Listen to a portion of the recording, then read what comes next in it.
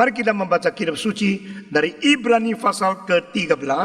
Ibrani pasal ke-13, kita membaca ayat yang ke-6 dan kita semua membaca satu kali. Saya membaca dulu satu kali, saudara semua membaca menyusul. Sebab itu dengan yakin kita dapat berkata, Tuhan adalah penolong aku. Aku tidak akan takut. Apakah yang dapat dilakukan manusia terhadap aku? Semua. 1, 2, 3. Sebab itu dengan yakin kita dapat berkata, Tuhan adalah penolong aku. Aku tidak akan takut. Apakah dapat dilakukan manusia terhadap aku? Kalimat ini menyambung kalimat yang kita sudah bahas, yaitu ayat yang ke-5. Janganlah kamu menjadi hamba uang, dan cukupkanlah dirimu dengan apa yang ada padamu. Karena Allah telah berfirman, aku sekali-kali tidak akan membiarkan engkau, dan aku sekali-kali tidak akan meninggalkan engkau. Sebab itu dengan yakin kita dapat berkata, Tuhan adalah penolongku, aku tidak akan takut. Apakah yang dapat dilakukan manusia terhadap aku? Kita berdoa sekali lagi. Berilah penerangan kepada kami melalui firman-Mu, ayat yang kami baru baca pagi ini. Berkatilah kami sehingga hidup kami, pemikiran kami, hati kami, jiwa kami, seluruh hidup kami boleh makin dipimpin oleh firman-Mu yang hidup dan yang menghidupkan, sehingga makin sesuai dengan rencana Tuhan yang kekal sebelum kami menuju kepada situasi kekekalan itu. Dalam nama Yesus Kristus, Juru Selamat kami yang hidup, kami berdoa. Amin. Kita telah berbicara dengan di sini, jangan menjadi hamba hartamu. Saudara-saudara sekalian, manusia harus mengerti dua hal yang kita alami di dalam hidup ini. Pertama, diriku yang berada di dalam diriku, dan segala harta yang berada di luar diriku. Ini dua hal, saya dan yang saya miliki. Saya adalah saya, yang saya miliki adalah yang saya miliki. Yang saya miliki bukan saya. Saya bukan yang saya miliki. Kalau dua ini sudah dicampur menjadi satu, dan akhirnya engkau tidak bisa memisahkan, tidak bisa membedakan. Saya harus bagaimana terpisah daripada yang dimiliki saya. Engkau akan menjadi orang yang kacau balau. Saudara-saudara, engkau akan menjadi orang yang menipu diri. Engkau menjadi orang yang menjerumuskan diri ke dalam materi yang sebenarnya hanya bersifat sementara saja. Saya dan yang saya miliki itu dua kategori yang berbeda. Saya kekal, yang saya miliki tidak kekal. Saya akan menuju kepada Tuhan, yang saya miliki satu hari akan binasa.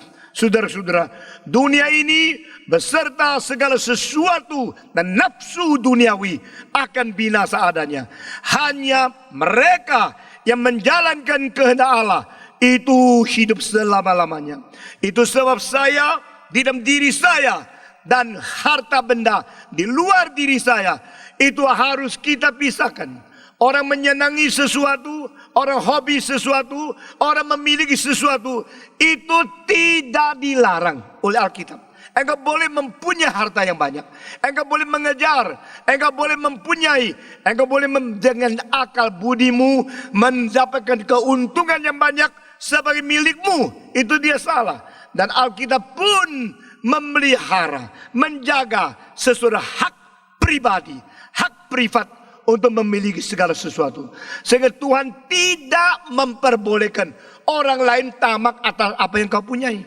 Tuhan tidak mengizinkan orang lain mengambil, merampas, menginginkan atau merampok, menipu atau mendapatkan sesuatu yang engkau sudah miliki.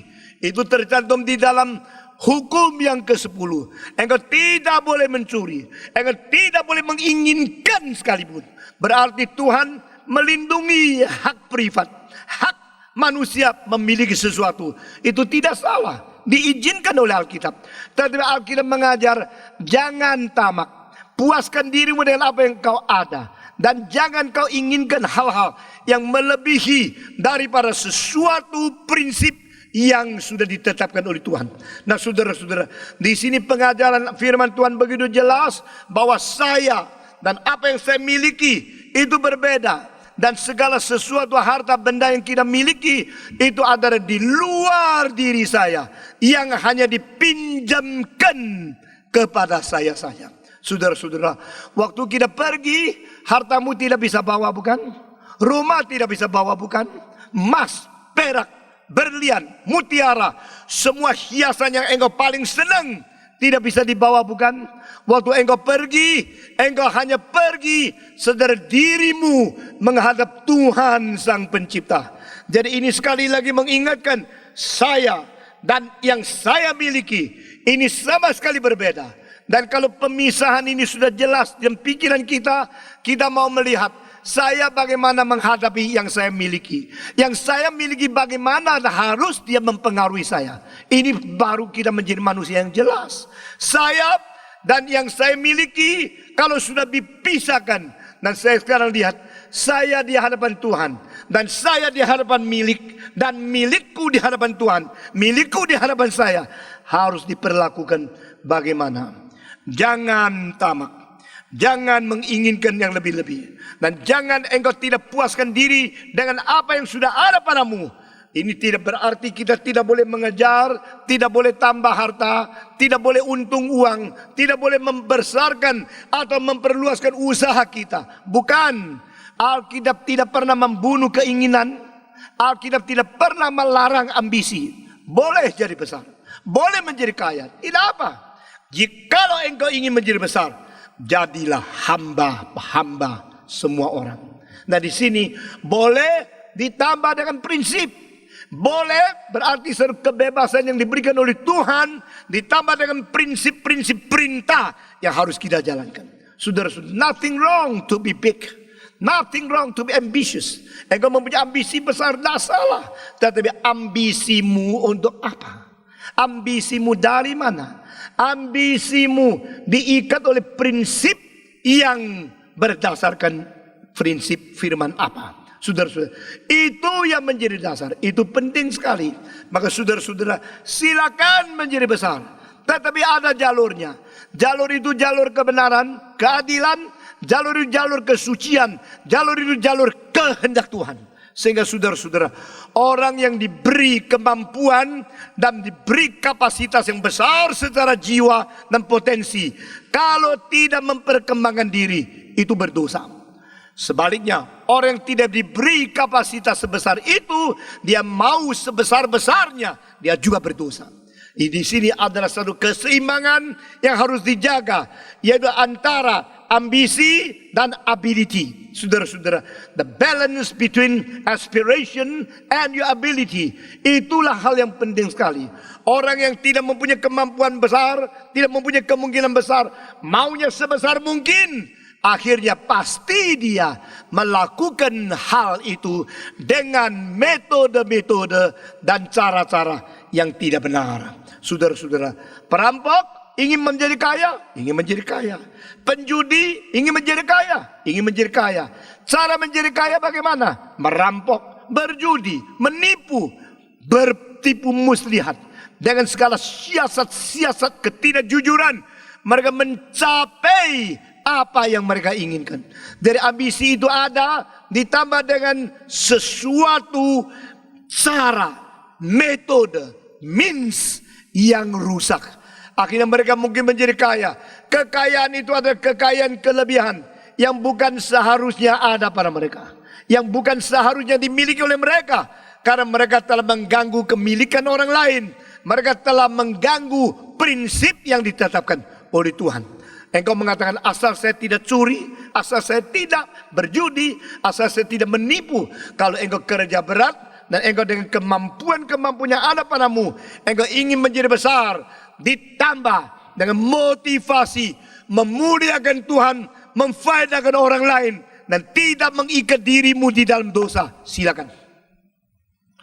Saudara-saudara, ini 3 prinsip etika yang melebihi semua catatan-catatan yang dijadikan perintah. Karena ini adalah dasar dari etika orang Kristen. Anything I do in order to glorify God, anything I do in order to be beneficial for others, anything I do, there's no bondage of sin in my action. Saudara-saudara, segala sesuatu yang saya kerjakan hanya untuk memuliakan Tuhan. Segala sesuatu yang saya kerjakan atau untuk berfaedah bagi sesama. Sedangkan sesuatu yang saya kerjakan itu tidak ada ikatan dosa di dalam kelakuan yang saya perbuat. Nah, saudara-saudara, ini prinsip-prinsip etika, prinsip-prinsip dasar, prinsip-prinsip yang melebihi semua tulisan-tulisan. Boleh ini, tidak boleh itu. Boleh itu, tidak boleh ini. Semua perintah tulisan-tulisan berbentuk literatur itu terikat oleh bahasa, terikat oleh semua terminologi manusia. Tetapi prinsip takut kepada Tuhan dan memuliakan Dia, betul-betul mencintai sesama, memfaedahkan mereka, dan betul-betul mengingat dirimu jangan diikat oleh dosa.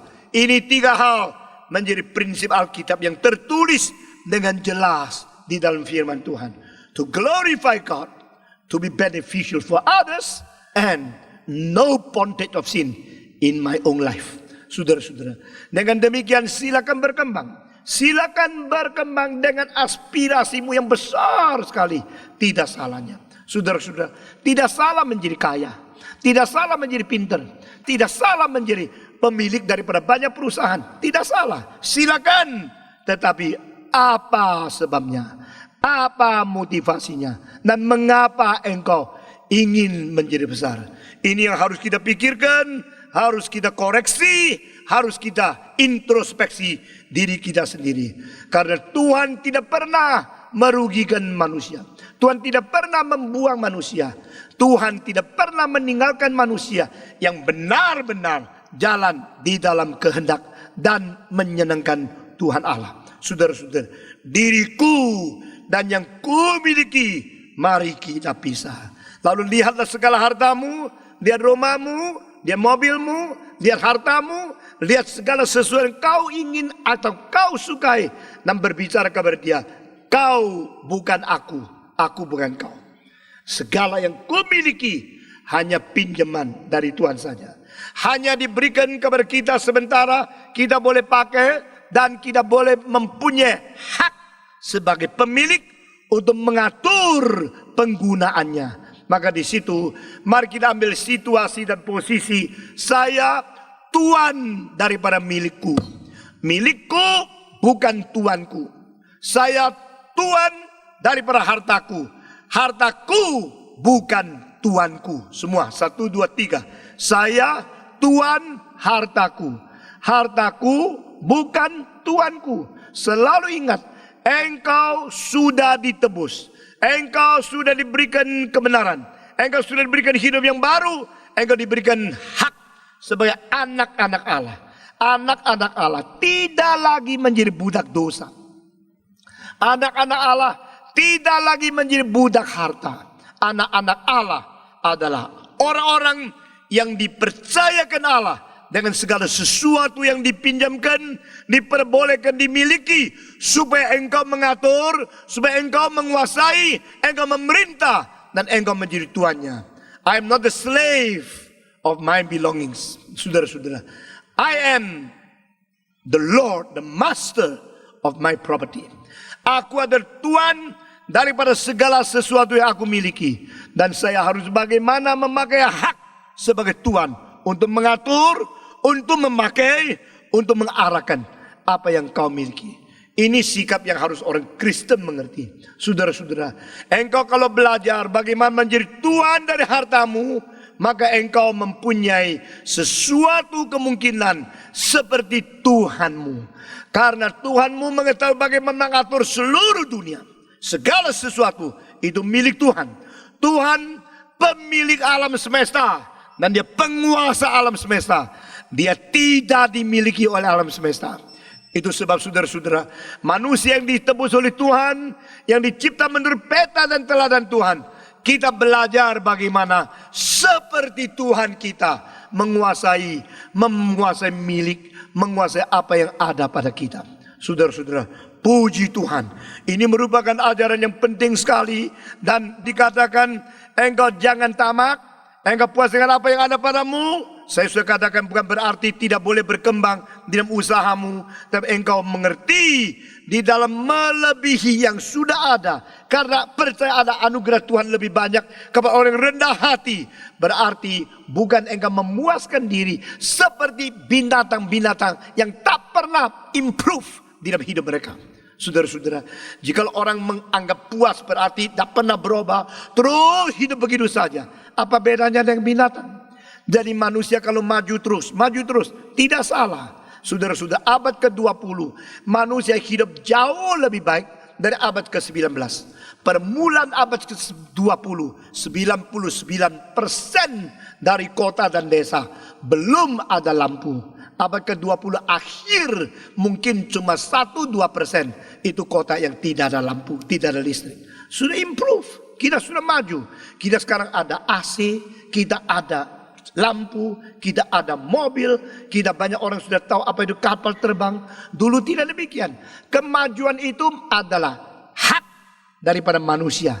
Karena manusia dicipta menurut peta dan teladan Allah, diberikan potensi, abilitas untuk memperbaiki hidup, untuk mempergunakan alam, untuk menjadikan manusia hidup lebih leluasa, lebih efisien. Itu tidak salah. Tetapi saudara-saudara, biar kita sekali lagi ingat, saya bukan budak hartaku. Hartaku tidak boleh membudak aku. Saudara-saudara, harta bisa menjadi tuan yang buruk sekali, dan dia juga bisa menjadi hamba yang baik sekali. Harta kita bisa menjadi hamba yang baik sekali diatur oleh kita, atau menjadi tuan yang buruk sekali untuk mengatur dan membelenggu kita. Hanya dua ini saja. Jika orang tidak mengerti bagaimana dia harus memimpin, mengatur, mengelola hartanya, dia malah diikat mati-matian oleh harta bendanya. Saudara-saudara, saya lihat banyak orang kaya tidak ada sejahtera. Banyak orang kaya tidak ada sukacita, tidak ada bahagia. Karena mereka terus ketakutan hilang ini, kurang itu. Makin banyaknya uang, makin mereka diberi hamba, makin mereka dibelenggu, makin mereka tidak mempunyai kebebasan, tidak mempunyai keleluasan. Ini benar. Dan orang-orang yang kaya sekali itu, kalau mereka tidak mempunyai pengertian relasi antara saya dan milik saya, mereka menjadi sesuatu hamba yang dihantui terus oleh untung rugi setiap hari. Dan akhirnya mereka sakit gila, stres, frustrasi, dan mereka tidak mempunyai sesuatu kesukaan, depresi dan sebagainya. Sakit jiwanya berat luar biasa. Sekali lagi saya memberikan contoh dari seorang bernama Howard Hughes yang meninggal dunianya tahun 1975. Yang pernah mendengar milioner ini pernah tahu nama Howard Hughes? Coba acungkan tangan. Tahu tidak? Oh, sebagian tahu. Howard Hughes waktu muda begitu ambisi, dan dia membuat satu kapal terbang yang lebih besar daripada Boeing 747 sekarang. Ya, itu tahun 50-an. Tahun itu masih muda sekali, 50-60 tahun yang lalu. Dia berambisi bikin kapal terbang yang paling besar di dunia. Terbang satu kali, terus turun, tidak bisa terbang sampai sekarang. Nah saudara-saudara, akhirnya tidak sukses. Tapi ambisi itu saya kira baik. Sukses dan sukses itu soal kedua. Kalau semua harus sukses baru dimulai, berarti tidak ada niat perjuangan yang berani merubah situasi. Saya adalah orang yang berani dianggap nekat dianggap berani. Tapi saya tahu mengapa saya berani. Nah ini soal yang lain, kapan-kapan kita bicara lagi. Nah Howard Hughes ada orang yang begitu ambisi. Akhirnya dia menjadi salah seorang yang paling kaya di Amerika. Saudara-saudara, uang yang dia untung bukan ditanya satu bulan berapa, satu detik berapa. Itu gajinya, untungnya, profitnya setiap detik berapa. Tapi dia matinya itu, mati kenapa? Mati kelaparan. Heran ya. Tapi Howard Hughes betul-betul mati kelaparan. Saudara-saudara, sebelum dia mati 27 tahun dia tidak berani ketemu orang biasa. Dia datang lagi dekat dengan orang, tidak berani percaya lagi siapapun. Siapapun dia tidak percaya. Akhirnya dia hidup tersendiri dengan seorang koki yang khusus masak untuk dia. Karena dia hanya percaya koki ini. Koki lain, kocun, koki yang mungkin kasih racun, itu namanya kocun. Hanya koki ini koki yang safe, satu-satu yang dia percaya. Saudara-saudara, dan dia makan tidak ke restoran, tidak ke pesta, kasih undangan, tidak pernah dia akan datang. Dia tidak akan minum teh dengan siapa, tidak akan bertemu dengan siapa. Makannya cuma gantung satu orang yang masak untuk dia. Sayang gak? Kasihan gak? Orang kaya hidupnya kayak begini. Dan lama-lama dia terus lihat kokinya. Nah kalau ini yang kasih racun gimana? Hah? Kan mati gua. Jadi dia mulai curiga kokinya. Nah saudara-saudara, kalau sudah curiga kokinya bagaimana? Lalu dia kalau makan sudah dimasakkan. Dia suruh kokinya makan dulu separuh. Lalu dia tunggu 1-2 jam. Nah, kalau yang makan itu belum mati, dia baru makan yang separuh ini. Ya. Lama-lama dia pikir kalau racunnya sebagian ini bagaimana? Bukan di separuh yang itu ini, suruh dia makan lagi. Ya lama-lama kelaparan, betul nggak? Dia akhirnya rambutnya panjangnya sampai hampir 1 meter. Karena apa? Tidak berani pergi cukur. Di dalam tukang cukur ada pisau, ada gunting. Dia bisa mati dong. Maka tukang cukur itu hantu. Pesta itu hantu. Semua orang kasih undang itu hantu. Tidak percaya lagi sama siapa. Uang dia banyak. Memang kalau dia tidak tangan, tidak ada orang bisa ambil. Tetapi dia kasih uang untuk siapa? Harus menjadi milik siapa? Milik dia kan. Tapi dia apa? Dia adalah orang yang bisa mati. Uangnya masih ada setelah dia mati. Nah ini paradoks bukan? Katanya manusia mempunyai hidup yang kekal. Uang itu sementara. Uang kalau sementara, kenapa saya mati uang masih ada? Jadi saya lebih sementara dong.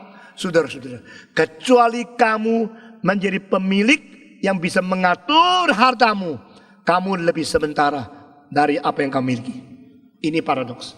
Di dalam dunia ini banyak hal yang menyinggung, banyak hal ironis, banyak hal yang menggugah pikiran kita, sehingga kita tahu sebenarnya tidak begitu gampang apa yang kita mengerti dengan marifat dan dengan pengertian kita sendiri. Kecuali kita betul-betul mematuhi firman Tuhan. Saudara-saudara, pada waktu tahun 75 Howard Hughes mati, diselidiki sebabnya mengapa dia mati. Laporan dia mati karena kurang gizi, karena kurang makan. Seluruh Amerika heboh. Saudara-saudara, lalu saya mau tanya, apa gunanya dia kaya? Dia yang begitu kaya mati kelaparan, sama yang jual coto di pinggir jalan, enak mana hidupnya? Yang jual coto kalau tidak laku makan sendiri. Saudara-saudara, wah jadi kenyang sekali.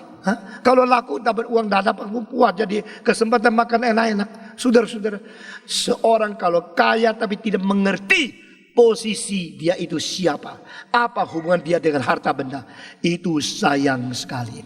Saudara-saudara, dan kalau Tuhan tidak pernah meninggalkan kitab, Tuhan tidak pernah membuang kitab, biar kita dengan berani, biar kita dengan leluasa, biar kita mengatakan kalimat ini, aku tidak takut. Aku tidak takut apapun, karena Tuhan menjadi penolongku. Nah ini ayat yang ke-6. Saudara-saudara, ayat ke-5 kita sudah jelas. Ayat ke-6 di sini dikatakan dengan begitu bagus, begitu indah. Sebab itu dengan yakin kita dapat berkata, Tuhan adalah penolongku, aku tidak akan takut.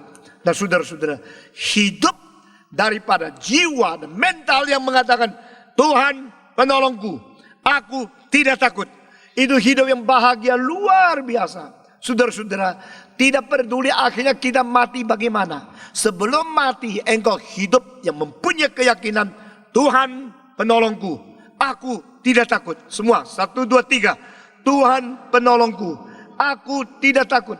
Itu sudah satu kenikmatan yang besar sekali. Saudara-saudara sekalian, orang yang hidup umurnya panjang tapi saban hari takut, itu lebih cilaka dari mereka yang mati masih muda. Saudara-saudara, jikalau engkau hidup entah panjang entah pendek, engkau mati entah dibunuh atau entah sakit, asal hari-hari engkau hidup dengan satu kenikmatan, aku tidak takut karena Tuhan penolongku. Maka hidupmu adalah hidup yang sangat dinamis, hidup yang kuat sekali. Saudara-saudara, George Bernard Shaw, salah seorang pujangga yang besar dari abad ke-20 permulaan daripada Inggris. Dia mengatakan orang yang takut mati, mati. Orang yang tidak takut mati, mati juga. Saudara-saudara, orang yang tidak takut mati, mati. Orang yang takut mati, mati. Apa perbedaan? Dia mengatakan orang yang takut mati, saben hari mati dah jadi. Untuk bangkit lagi, untuk ketakutan mati lagi. Itu bedanya. Jadi orang yang takut mati, itu saben hari mati, tapi dah jadi. Orang yang tidak takut mati, hanya mati satu kali waktu dia mati. Itu bedanya. Dan saudara-saudara, kalau seseorang saben hari hidup, satu hari takut mati, saben hari hidup, saben hari khawatir mati, itu hidupnya sangat disiksa, sangat dianiaya oleh ketakutan itu sendiri. Itu sebabnya dengan yakin, dengan confident, dengan kepercayaan penuh, dengan kepastian, aku berkata, Tuhan penolongku. Itu bukan?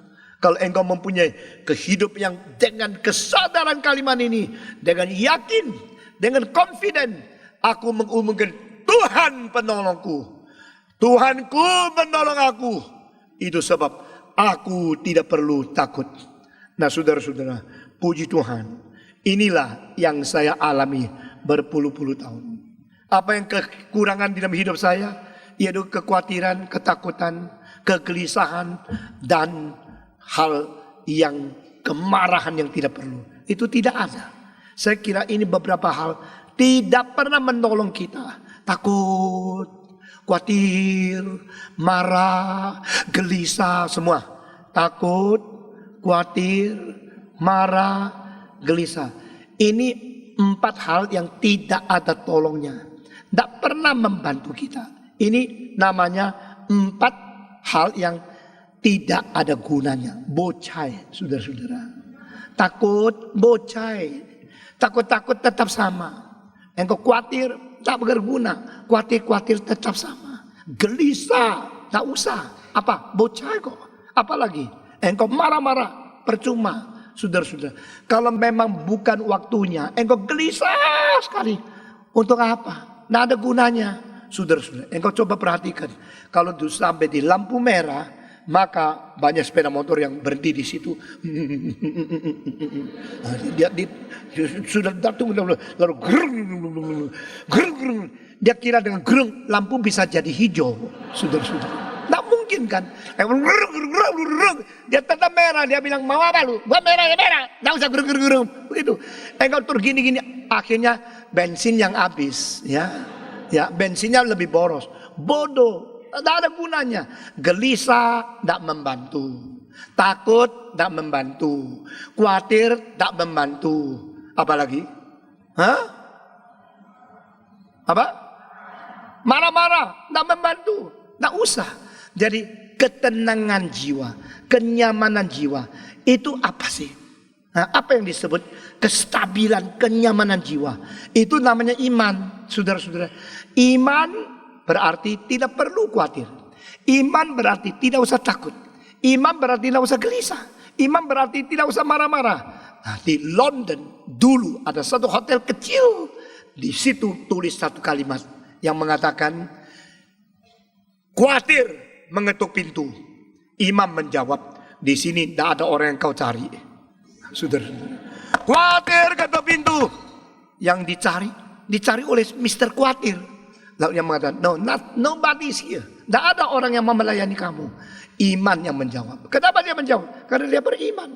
Iman tidak khawatir.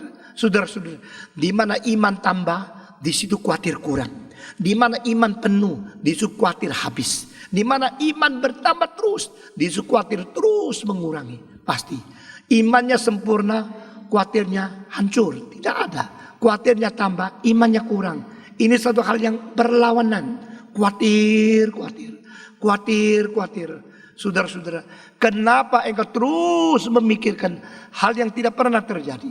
Semua yang kau khawatirkan itu paling sedikit 75% tidak pernah terjadi. Mungkin lebih dari itu. Mungkin 99% tidak pernah terjadi apa yang kau khawatirkan. Orang Epicurean School of Philosophy di dalam abad-abad mulai dari abad ke-4 sebelum Masehi sampai pada abad keempat sesudah Masehi. Hampir 750 tahun merajalela di dunia Helenistis atau dunia Greka. Sudah ada satu kalimat yang saya kira benar juga, tetapi tidak usah kita terima 100%. Sebelum mati, mati belum datang. Setelah mati, mati sudah lewat. Semua 1, 2, 3. Sebelum mati, mati belum datang. Setelah mati, mati sudah lewat. Tetapi kalau engkau tak ngerti kalimat ini terus, kapan mati ya, matinya gimana ya, aduh. Itu akhirnya apa? Sudah 3/4 mati. Saudara-saudara, sebelum mati sudah setengah mati. Sebelum mati sudah 3/4 mati. Sebelum mati sudah khawatir sampai hampir mati. Nah saudara, itu lebih siksa. Anggaplah biasa.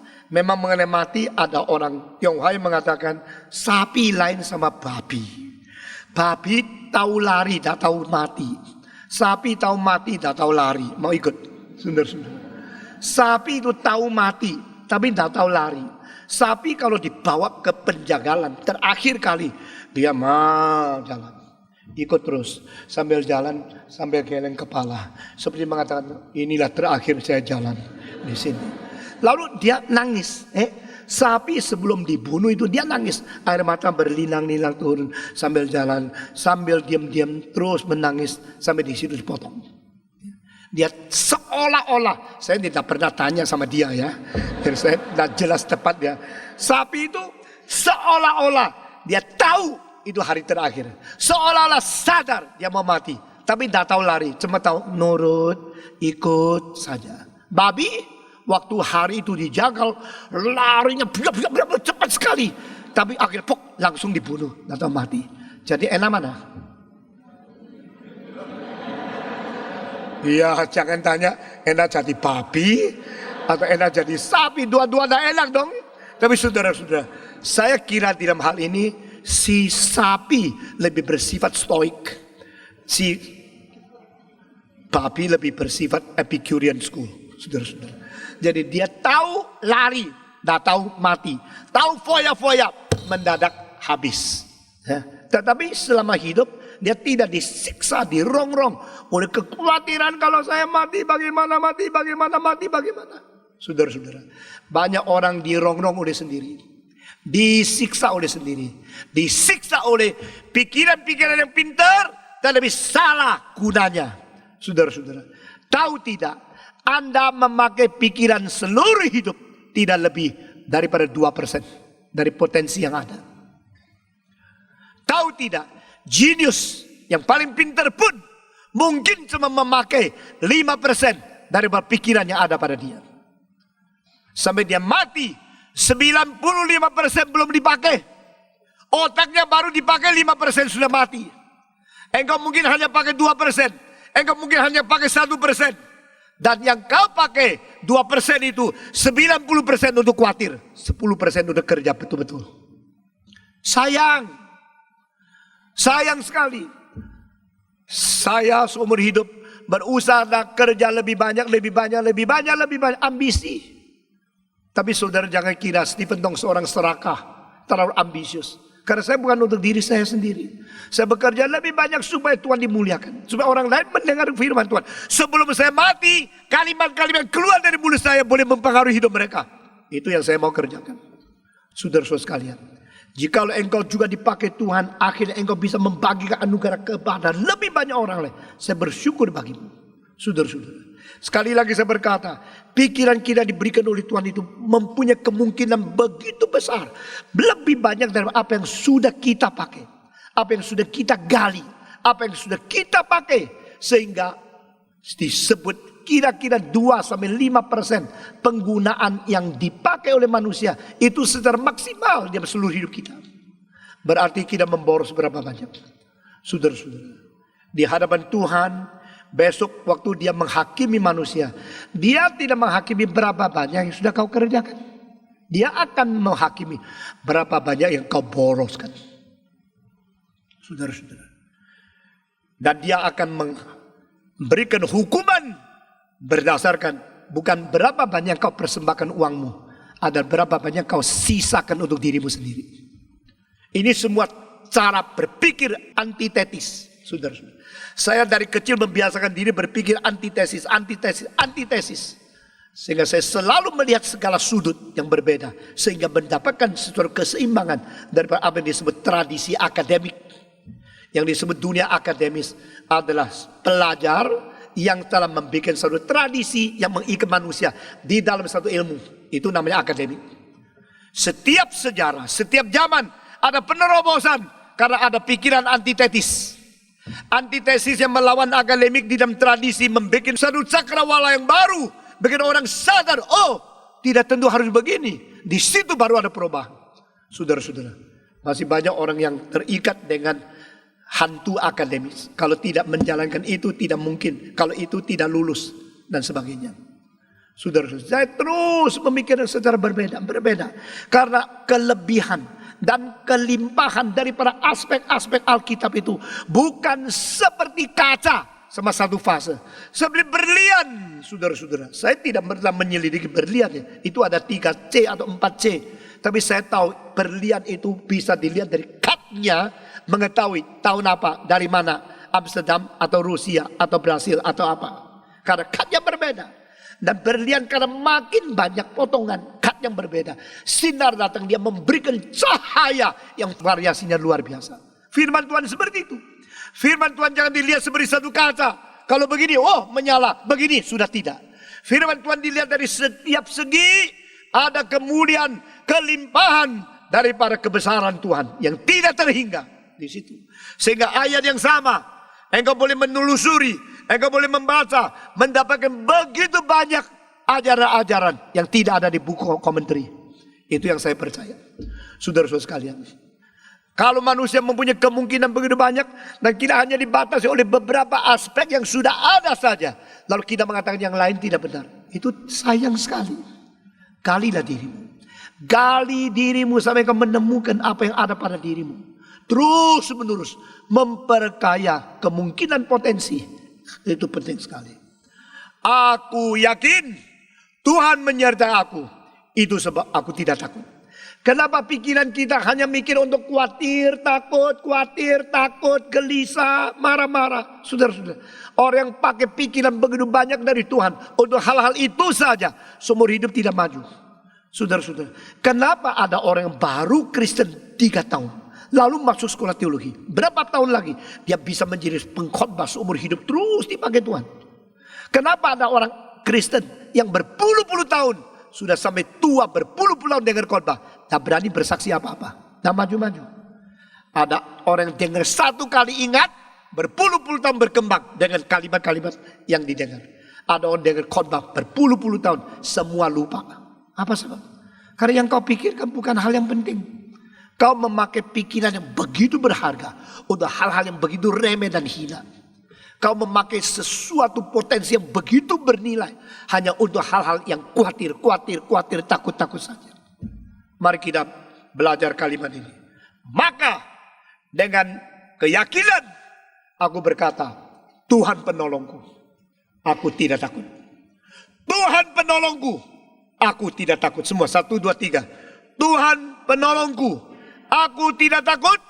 Nah saudara-saudara, ini yang menjadi ciri khas iman Kristen.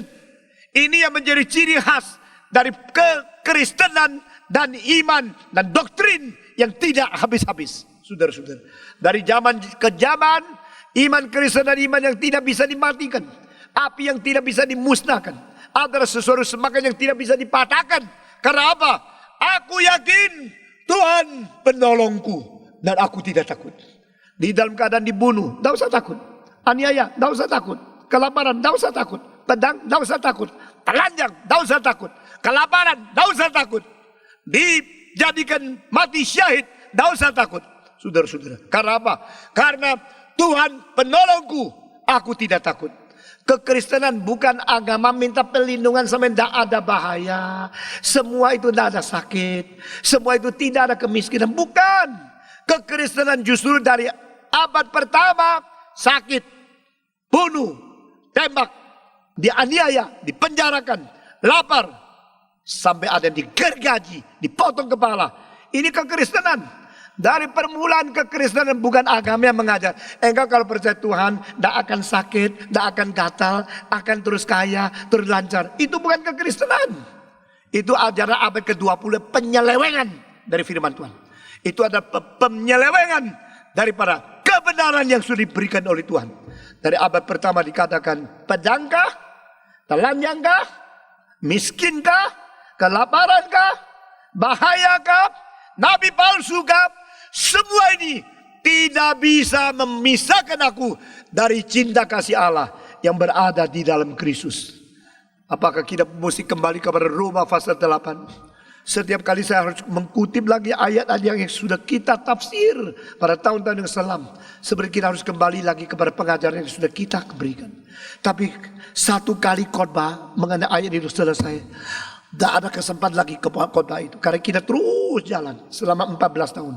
Dari Yohanes, lalu Roma, lalu Efesus, lalu Ibrani. Ini yang saya janjikan pada permulaan. Paling sedikit 4 buku ini saya selesaikan sebelum saya pensiun. Saudara-saudara sekalian. Dan itu ayat sudah kita bahas. Kita sudah dengar. Apakah pedang? Apakah kelaparan? Apakah peperangan? Apakah penganiayaan? Apakah karena kepicikan? Apakah kelaparan? Apakah karena pedang? Sehingga kita menjadi kecewa. Tidak. Orang Kristen dari abad pertama belajar. Yang bisa membunuh tubuh, tidak bisa membunuh jiwa. Jangan takut. Ini pun tidak takut. Takut apa lagi? Saudara-saudara. Orang yang mati pun tidak takut. Tidak ada hal yang bisa mengancam jiwanya. Tidak ada orang yang bisa merebut kenyamanannya. Tidak ada orang yang bisa membuat kestabilan jiwa dia hilang. Tak mungkin. Karena apa? Mati pun tidak takut. Takut apa lagi? Semua 1, 2, 3. Mati pun tidak takut. Takut apa lagi? Tidak ada yang ditakuti. Saudara-saudara, silakan mengerjakan segala sesuatu paling jahat kepada saya. Yang paling penting, sebelum saya kau matikan, saya sudah kerjakan sesuatu yang bernilai untuk Tuhan, untuk orang-orang lain yang Tuhan serahkan kepada saya atau tidak. Jikalau sebelum saya mati, saya mengerjakan sesuatu yang merusak diri, merusak masyarakat, merusak moral pemuda, merusak zaman ini, maka meskipun saya diperpanjang umur hidup sampai 200 tahun, percuma. Tapi kalau saya dibunuh, dimatikan, sebelum saya mati saya sudah menjalankan kehendak Allah dan sudah menjadi faedah bagi orang. Meskipun hidupnya pendek, tidak apa-apa. Karena apa? Saya tidak takut. Dengan keyakinan Tuhan penolongku, maka saya tidak takut. Saudara-saudara, Yesus cuma 33 tahun setengah. Tidak ada pendiri agama yang umurnya begitu pendek. Kongfucu 72 setengah. Sokrates 68. Muhammad 63. Abraham 175. Lao Tse 80 lebih. Dan Sakya Monis umur 80. Saudara-saudara, semua pendiri agama perlu umur panjang. Kalau tidak cukup mengajar apa yang dia mau pengaruhi kepada dunia. Hanya Yesus.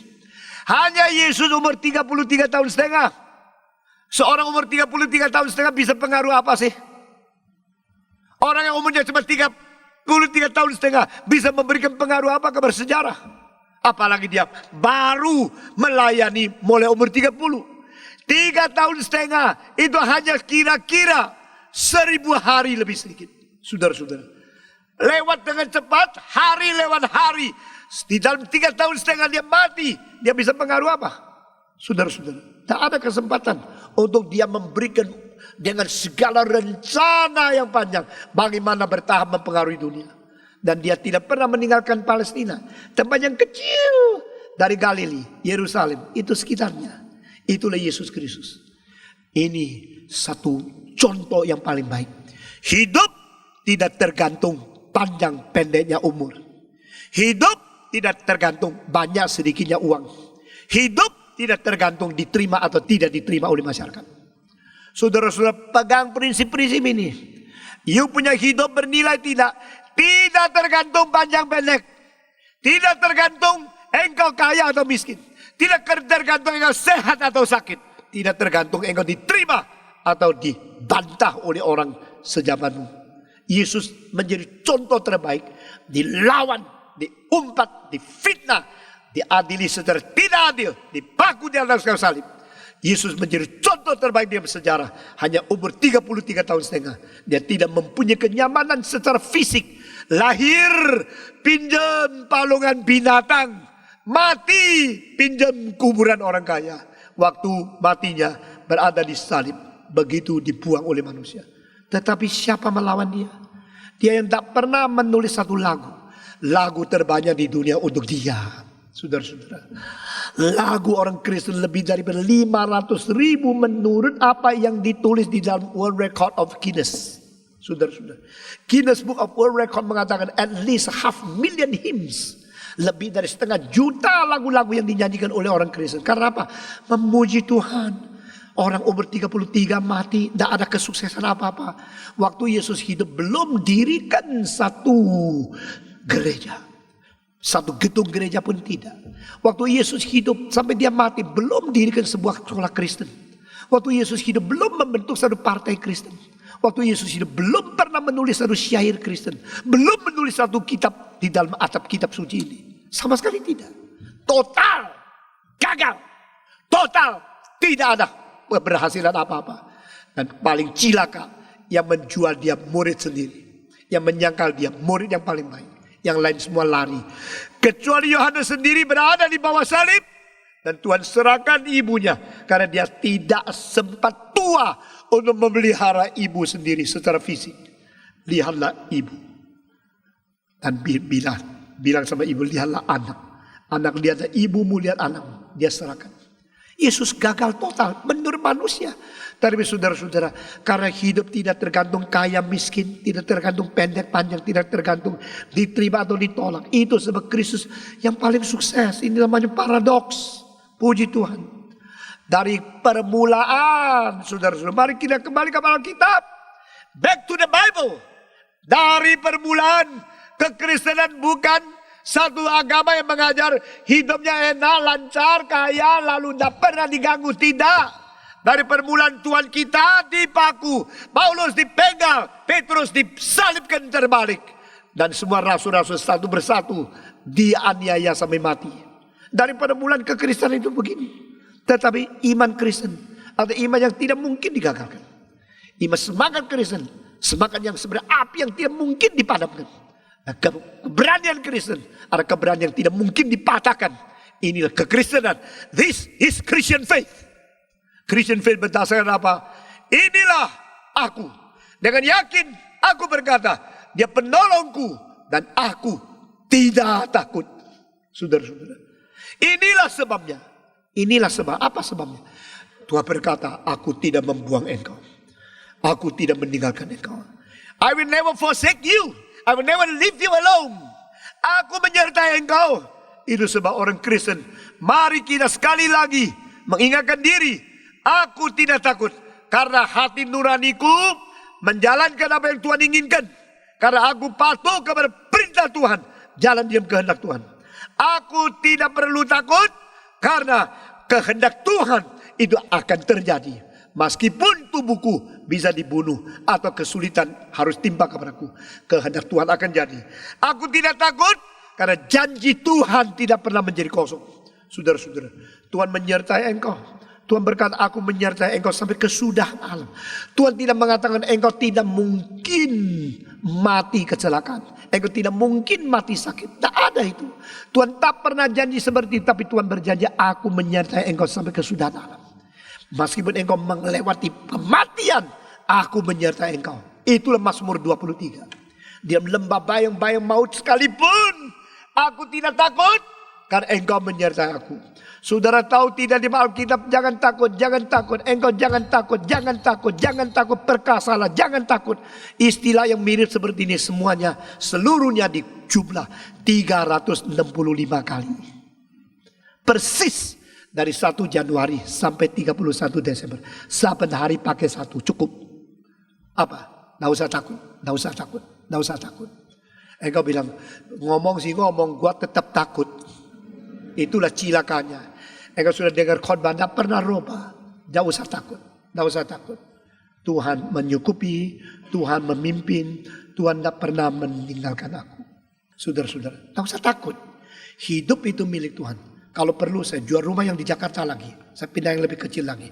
Asal kehendak Tuhan jadi. Asal rencana Tuhan jadi. Saudara-saudara. Karena saya ini saya. Milik saya itu milik saya. Saya tidak dimiliki oleh milik saya. Harta benda itu hanya yang saya miliki. Saya tuannya. Saya bukan budaknya.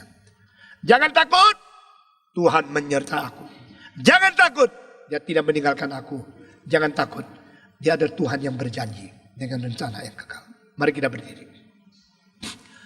Bapa terima kasih. Bapa terima kasih. Bapa di dalam surga. Beri terima kasih. Mari kita berdoa. Kita berterima kasih untuk semua yang sudah diajarkan kepada kita. Kita berterima kasih untuk apa yang sudah Tuhan janjikan di dalam Alkitab. Mari kita berdoa bersama-sama. Semua buka suara berterima kasih kepada Tuhan. Mari kita berdoa. Bapa di dalam surga, kami berterima kasih untuk apa yang sudah Tuhan ajarkan kepada kami. Apa yang sudah dicantum di dalam kitab suci. Apa yang sudah Tuhan janjikan kepada kami. Kami berterima kasih karena hidup kami bukan milik kami sendiri. Hidup kami adalah milik Tuhan. Kira Engkau sendiri mendapatkan kemuliaan terbesar. Dan Engkau tidak membuang kami. Tidak meninggalkan kami. Nyatakan kuasa dan kemuliaan di tengah kami. Berkati kami masing-masing. Kami berterima kasih. Kami bersyukur. Kami serahkan semua ini ke dalam tangan Tuhan. Demi nama Yesus Kristus, penebus dan juru selamat kami yang hidup. Kami sudah berdoa. Amin.